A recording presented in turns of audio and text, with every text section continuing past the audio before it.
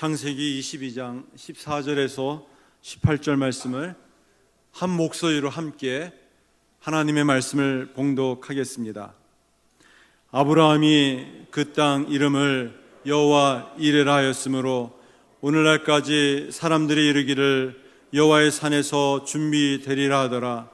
여호와의 사자가 하늘에서부터 두 번째 아브라함을 불러 이르시되 여호와께서 이르시기를 내가 나를 가리켜 맹세하노니 내가 이같이 행하여 내 아들 내 독자도 아끼지 아니하였은즉 내가 네게 큰 복을 주고 내 씨가 크게 번성하여 하늘의 별과 같고 바닷가의 모래와 같게 하리니 내 씨가 그 대적의 성문을 차지하리라. 또 내 씨로 말미암아 천하 만민이 복을 받으리니 이는 내가 나의 말을 준행하였음이니라 하셨다 하니라. 아멘.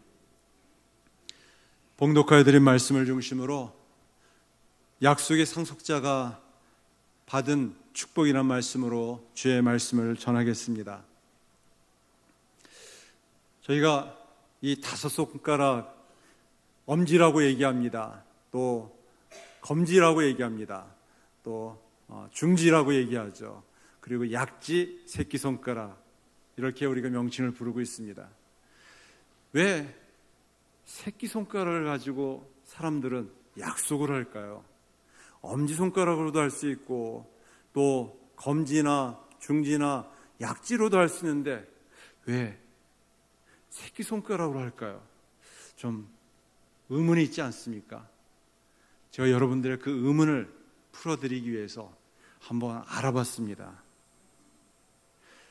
이 새끼손가락으로 약속을 하는 이유가요, 여러 가지 이유가 있는데 하나는 새끼손가락은 심장에서 제일 가깝기 때문에 순수, 마음과 마음을 이어주기 위해서 새끼손가락으로 약속을 한다고 합니다. 또 하나는 주로 동양을 중심으로 한국에 이루어지는 이야기인데요, 보통 손가락에 반지를 끼지 않습니까?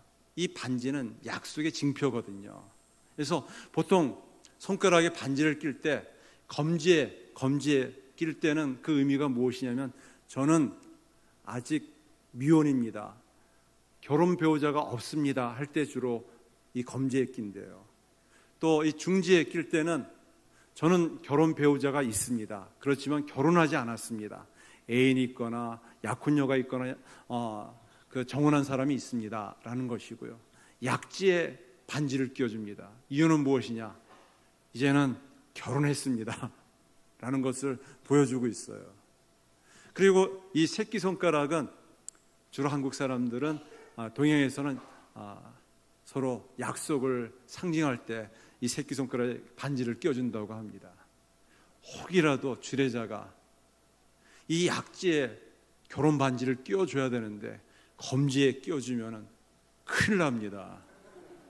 왜냐하면 이 결혼을 약속해서 이 결혼 반지를 약지에 끼워줘야 되는데 검지에 끼워주면 아직도 결혼 배우자가 아니라는 또 표시가 될 수 있거든요.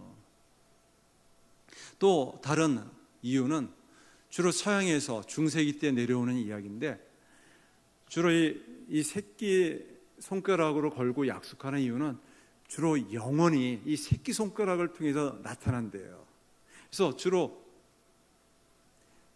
이 귀를 후빌 때 주로 손가락을 어느 쪽으로 후비냐면 이 새끼손가락으로 이렇게 후비거든요. 근데 이것조차도 의미가 있어가지고 이 영혼의 귀를 이 후빌 때에도 이 새끼손가락으로 후벼야지만이 영혼이 서로 드러날 수 있다라는 이야기가 있더라고요. 그러면서 이 스코틀랜드에서는 모든 형식이나 계약에 있어서 이 새끼손가락으로 그 영혼과 영혼끼리 서로 약속하기 위해서 약속을 하고 또 그것이 미국까지 전해져서 동서고금을 막론하고 새끼손가락으로 약속을 한다고 합니다. 또 하나는, 마지막 하나는 어느 경우에서는 새끼손가락을 자르는 경우가 있어요. 의리 때문에 그 약속을 저버리게 되면, 배신하면 손가락을 잘라버립니다. 일본 사무라이나 또 이 조폭이나 또 야쿠자 이런 사람들은 그만큼 이 약속이 중요하기 때문에 의리를 저버리고 배신하면은 그 배신 때문에 그 새끼손가락을 자른다고 합니다. 여러분, 이렇게 약속은 중요하다는 것이죠. 혹시 장난으로 한 약속을 지켜야 할까요?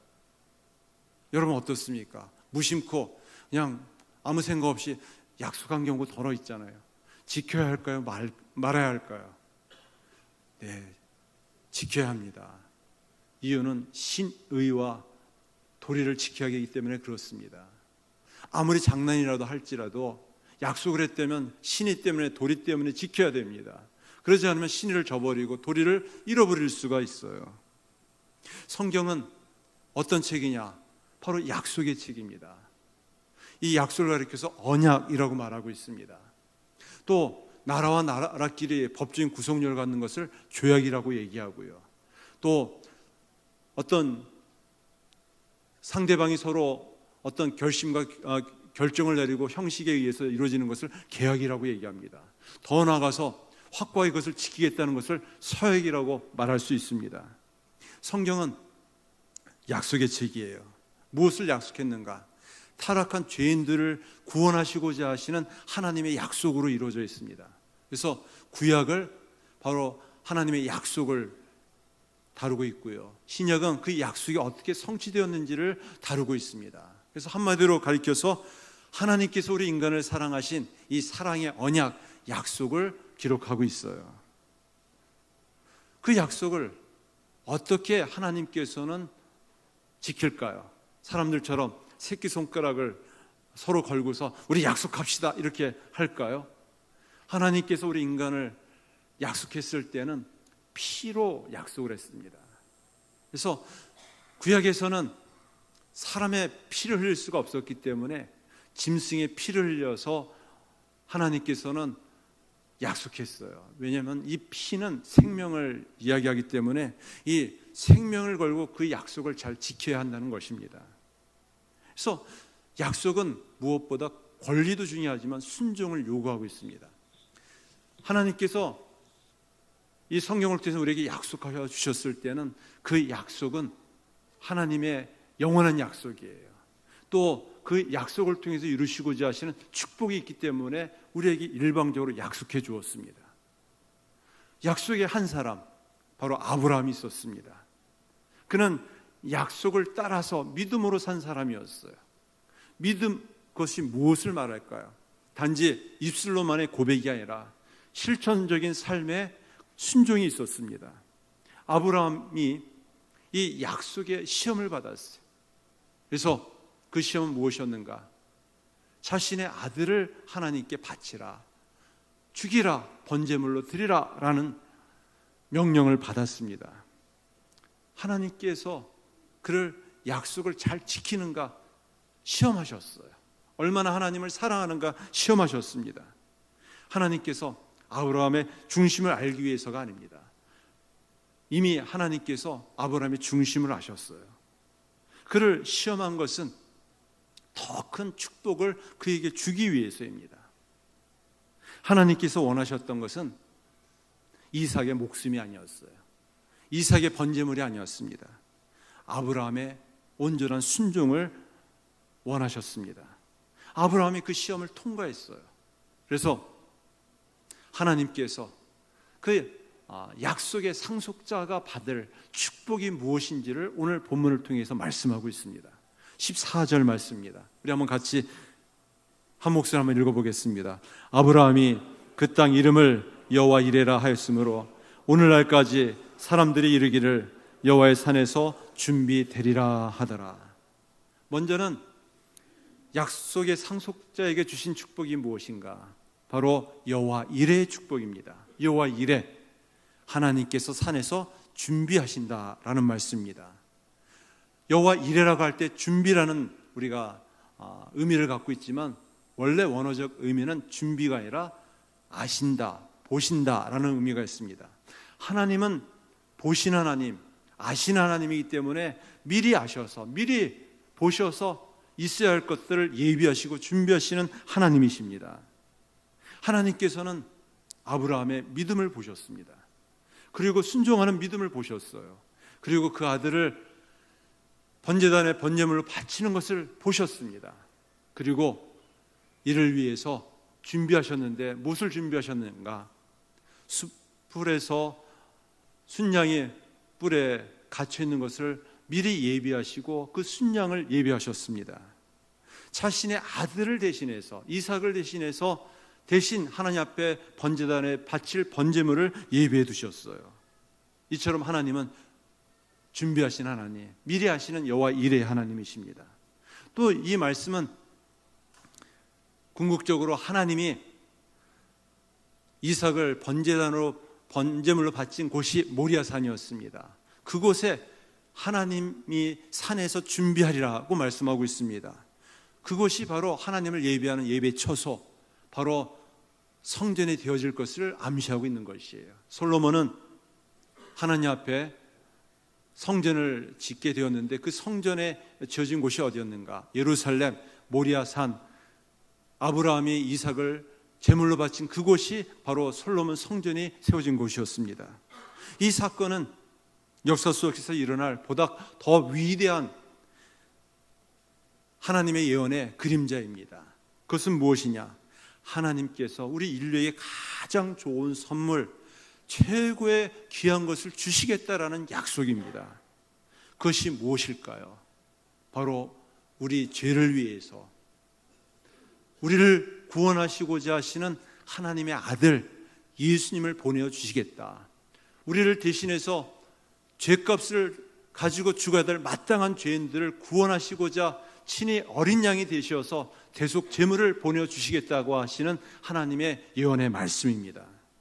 하나님께서 아브라함이 바치고자 했던 이삭, 그 이삭 대신에 순양을 준비해 두셨습니다.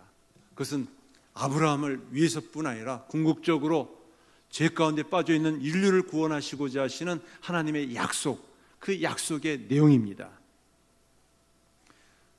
아브라함은 순종했어요. 또 이삭도 순종했습니다. 이삭이 번제물로 바치라고 했을 때 그의 나이가 몇 살 때였는가? 예정하기로는 한 20세 전후가 되지 않았을까 여겨집니다. 이미 성인이 되었을 나이고 또 자신의 의지와 생각이 있을 나이였지만 그 또한 하나님께서 이 땅에 오신 예수님이 죽기까지 하나님의 뜻을 이루시고자 순종하신 것처럼 이삭도 묵묵히 아버지 아브라함을 따라서 번제물로 바치고자 순종한 것을 볼 수가 있습니다. 그것을 통해서 우리에게 하나님께서 구원의 길을 나타내 보이셨어요. 천국의 길을 예비해 두셨습니다. 바로 하나님께서는 여호와 이레의 놀라운 축복을 우리에게 부어주셨어요. 이 세상에는 두 사람의 죄만 있을 뿐입니다. 두 종류의 죄만 있을 뿐이에요. 한 죄인은 용서받지 못한 죄인입니다. 바로 죄의 타락으로 말미암아 죄 가운데 빠져 살다가 결국 용서받지 못한 죄 때문에 죄에 합당한 심판, 벌을 받아 멸망 가운데 빠지고 맙니다. 반면에 용서받은 죄인이 있어요. 죄를 용서받았기 때문에 죄 심판을 받지 않고 구원을 받아 천국 백성 하나님의 자녀가 될 수 있어요. 이 놀라운 은혜가 하나님께서 아브라함이 이삭을 번제물로 바친 그 사건을 통해서 말씀하시고 약속하여 주셨습니다. 그 약속의 축복을 이어 주셨어요. 그런 놀라운 은혜가 바로 이 자리에 우리에게 임하여 준 줄 믿습니다. 또 약속의 상속자가 누리는 축복이 무엇인가? 17절 말씀입니다. 내가 네게 큰 복을 주고 내 씨가 크게 번성하여 하늘의 별과 같고 바닷가의 모래와 같게 하리니 내 씨가 그 대적의 성문을 차지하리라. 하나님께서는 아브라함의 순종하는 믿음을 보시고서 여호와 이레의 축복을 주셨을 뿐 아니라 하나님의 약속을 확 증해 주셨어요. 확실하게 증거해 주셨습니다. 증명해 주셨습니다. 두 가지를 증명해 주셨는데 창세기 16장에 앞서 말씀하신 내 씨로 말미암아 셀 수 없이 많은 민족, 많은 자손을 이루어 주겠다라는 약속을 다시 한번 거듭 확인해 주시고 말씀해 주셨어요. 내 씨가 크게 번성하여 하늘의 별과 같고 바닷가에 모래와 같게 하리라. 자신에게는 이삭 하나밖에 없습니다. 그런데 놀라운 것은 아브라함이 믿음이 있었어요. 바랄 수 없는 중에 바라고 상 주실 것을 믿고 그 한 아들을 통해서 장차 이루실 그 놀라운 약속의 축복을 바라며 믿으며 순종한 것을 볼 수 있습니다. 또 내 씨가 그 대적의 성문을 차지하리라. 이 말씀은 어떤 의미일까요? 이 말은 결정적인 승리를 확증해 주고 있는 것이에요. 그 대적의 성문을 차지한다. 오늘날에서는 이 의미가 잘 이해되지 않지만 옛날에는 주로 성 안에 살던 사람들이 대부분입니다. 성을 중심으로 성벽이 있고 또 성을 지키는 막루가 있고 또 성문이 있습니다. 성문을 공격하기 위해서 공성태를 가지고 쳐들어옵니다. 그래서 성문이 공성태에 의해서 무너지고 열리게 되면 그 성은 함락되게 되어요. 그래서 그 성 높이 깃발을 꽂고 이 성을 탈환했습니다. 그래서 승리의 깃발을 꽂습니다. 바로 그 말씀이에요. 하나님께서 아브라함의 순종하는 믿음을 통해서 약속의 축복을 부어주셨는데 바로 궁극적인 이 승리 또 온전한 그 승리를 말씀해 주고 있어요. 인류는 죄의 타락으로 말미암아 죽음의 두려움과 공포 속에 삽니다. 아무리 부귀영화를 누리고 장수의 축복을 누린다 할지라도 결국 한 줌의 죄로 또 먼지로 사라질 뿐입니다. 우리 인생을 한마디로 가리켜서 생로병사라고 얘기합니다. 태어나서 나이 들어 병들어 죽습니다. 병들어 죽든가 사고로 죽든가 늘 두려움 속에 떨림 속에 살게 됩니다. 허망하고 험한 인생이 우리 인생이에요. 우리 인생이 험한 인생으로 비관적으로 절망에 빠지지 않기 위해서 죽음의 권세를 가진 사단 마귀를 무릎 꿇게 했습니다. 예수님께서 이 땅에 오셔서 죽음 권세를 깨뜨리시고 사흘 만에 부활하심으로 말미암아 사단 마귀의 모든 권세, 죽음의 권세를 무너뜨리셨어요. 또 부활의 첫 열매가 되게 해 주었습니다. 그 믿음을 가지고 사는 성도들이 바로 저와 여러분들입니다. 우리는 바로 사단 마귀의 권세를 깨뜨리고 이기신 주님으로 인해서 승리의 계가를 부르게 되었어요. 여전히 우리는 죄의 유혹과 또 넘어짐 속에 있을지라도 궁극적으로 우리를 다시 일으키셔서 하나님 앞에 설 그날까지 다시 오실 우리 주님이 맞이할 그날까지 우리를 지키시고 인도하여 주실 줄 믿습니다. 그렇게 주님께서 세우신 교회가 바로 교회예요. 교회.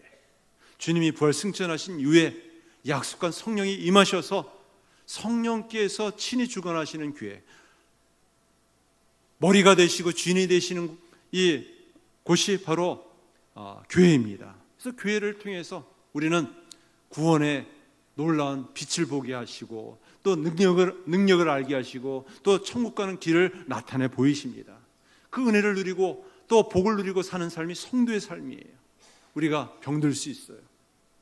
또 사고와 또 여러 가지 어려움을 당할 수가 있습니다. 그러나 우리의 죽음조차도 죽음 이후에 우리의 영혼을 사단 마귀는 지옥 형벌로 우리를 멸할 수가 없습니다.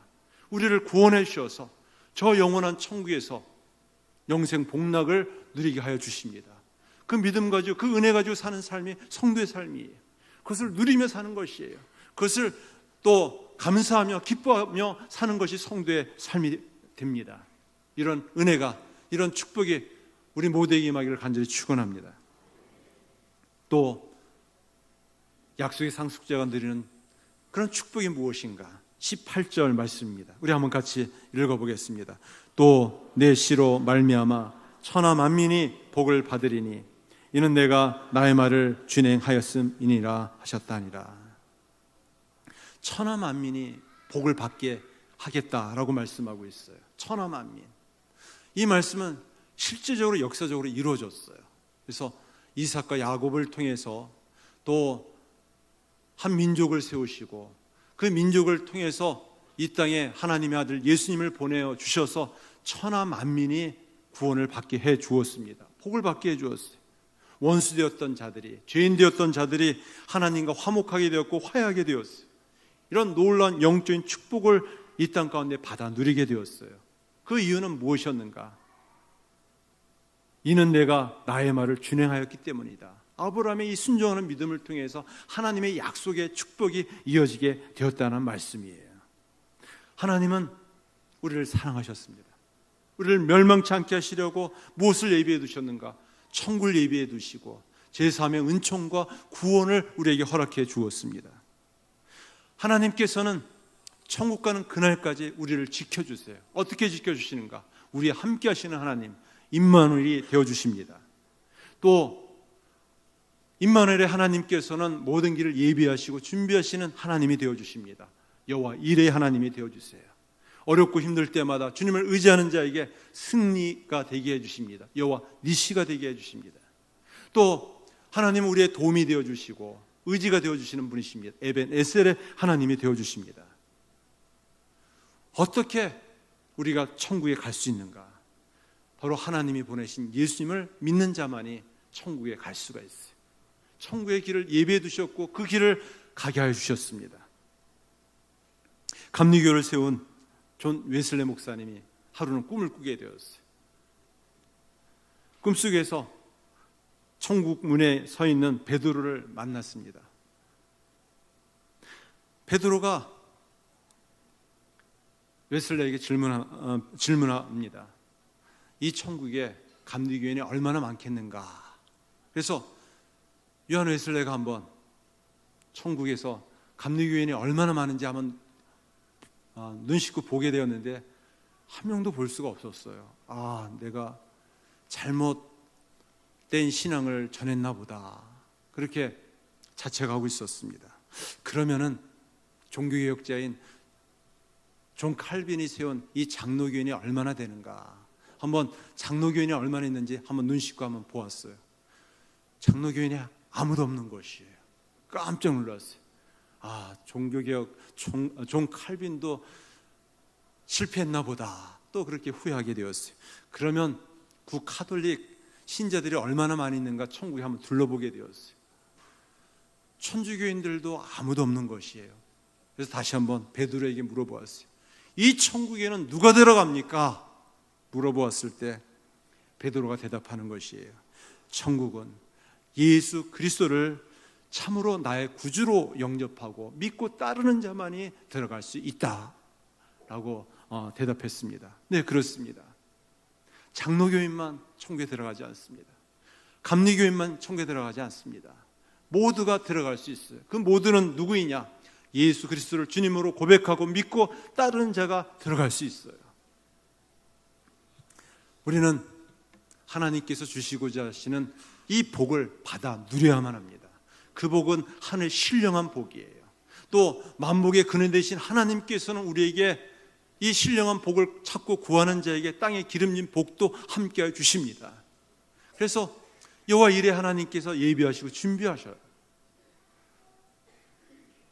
이 복을 좋아하지 않는 사람은 아무도 없을 겁니다. 우리 한민족 자체가 원래 복을 대단히 좋아하는 사람들이기 때문에 복을 많이 다루고 있고 얘기합니다. 이 무속적 신앙, 샤머니즘 신앙의 핵심이 기복적 신앙입니다. 그래서 한국 기독교도 기복적 신앙으로 전락할 수 있다고 우려하고 있습니다. 그래서 기복적 신앙과 또 성경적 축복이 무엇이 다른가 우리가 좀 분별하고 그 차이점을 잘 알아야만 합니다.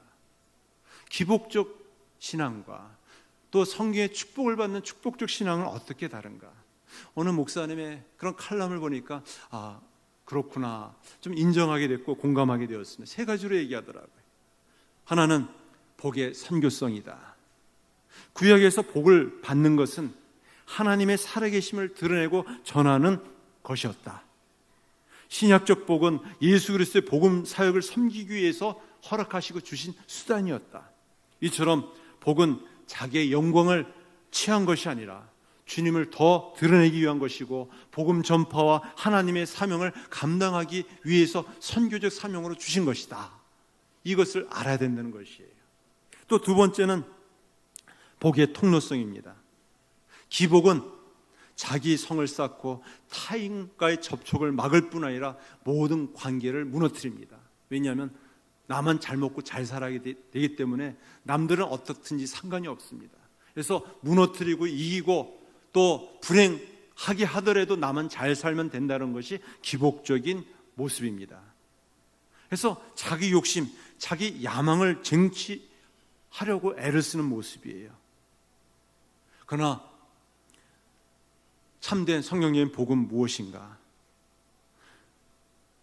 하나님의 영광을 위해서 어디를 가든지 복의 전달자로, 또 복의 통로로, 또 황무하고 황폐한 삭막한 사막과 같은 광야 생활 속에서 하나님의 모습을 드러내는 그런 통로로 세워지는 것이에요.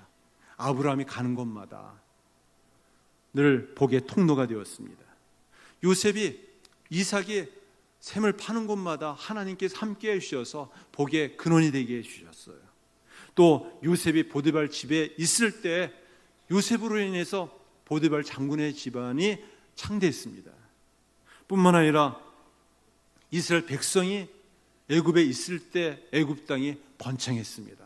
이처럼 하나님께서는 저와 여러분들을 통해서 약속의 상속자로서 하나님 주신 복을 드러내는 통로로서 세우기를 원하세요.